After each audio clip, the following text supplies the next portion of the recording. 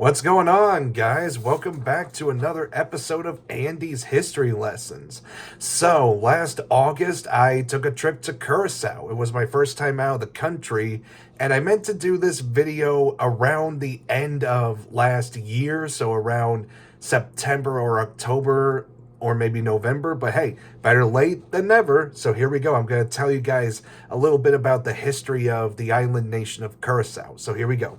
Curacao is a small island nation located off the coast of Venezuela. Curacao was originally part of the Portuguese Empire before becoming part of the Dutch Empire and thus the Dutch Caribbean. Curacao is the C in the Dutch ABC Islands, Aruba, Bonaire, and Curacao. Despite the Netherlands no longer officially having a global empire, they still hold on to some of their colonial possessions, including the island of Curacao. Due to Curacao being located off the coast of Venezuela, it is home to a very diverse population, with many different languages that can be heard spoken throughout the island. Even though Dutch is the official language of Curacao, it is mainly spoken by the Dutch who inhabit the island or visit the island on holiday. And for those of you living outside of Europe, that's what Europeans call vacation. They call it holiday. However, the locals on the island do speak Dutch since it is taught to them in school, and all their local media, including TV and radio,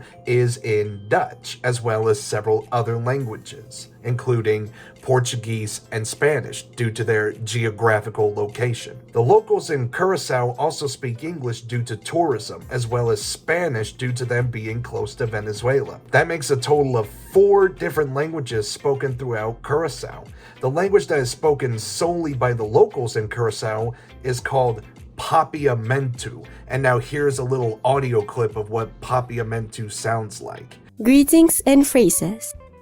Bon bini, bon dia, hello, kombay kumo, konta kumo, konta bayendo kumo, konta bay, con costa, mita bong danki, iabo, mita bong danki, iabo, hopi tempo, sinwagbo, konyamabo, kung bonomerta, mi nomerta, ami yama. The Papiamento language is a Creole language. However, unlike other Creole languages which have heavy French influences, Papiamento has a Dutch base with Spanish, French, and Portuguese influence.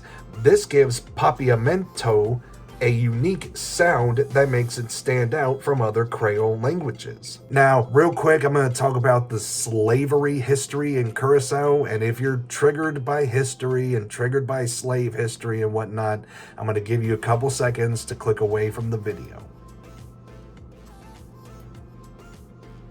Okay, here we go. Curacao, having been colonized by European powers, did go through a period of slavery.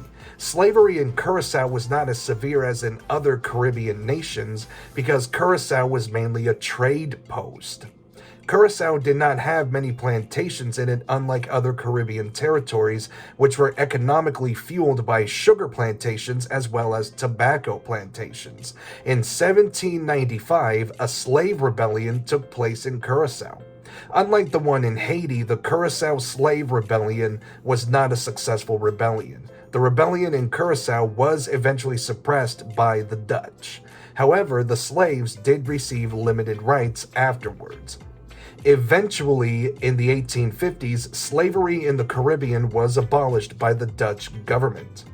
In the town of Saint Willibrodus, Curacao, there is a statue of a fist holding a chain, symbolizing the fall of slavery in the Caribbean.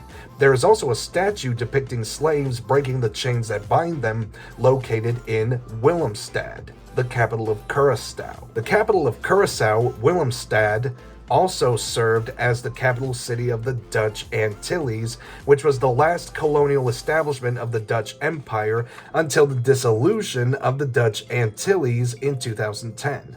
The dissolution of the Dutch Antilles led to the official dissolution of the Dutch Empire, one of the oldest and longest lasting in Europe, lasting from 1602 to 2010. Despite the Dutch Antilles dissolving, the city of Willemstad still remains the capital of Curacao. And real quick, I would like to briefly mention Saint Willibrordus. Unlike most saints, he's not tied to any sort of special events. He was just known as the Archbishop of the Frisians. He was from Friesland, which is in northern Netherlands. He is known as the Archbishop of the Frisians. That's basically it. But there is a town named after him in Curacao, and there is a church in the city of Saint Willibrordus, Curacao, that dates back to the early 1800s, and it is named after Saint Willibrordus. All right, guys, that is it. This concludes my Curacao special. Hope you have a nice day. Peace out. Rock on. See you guys next time.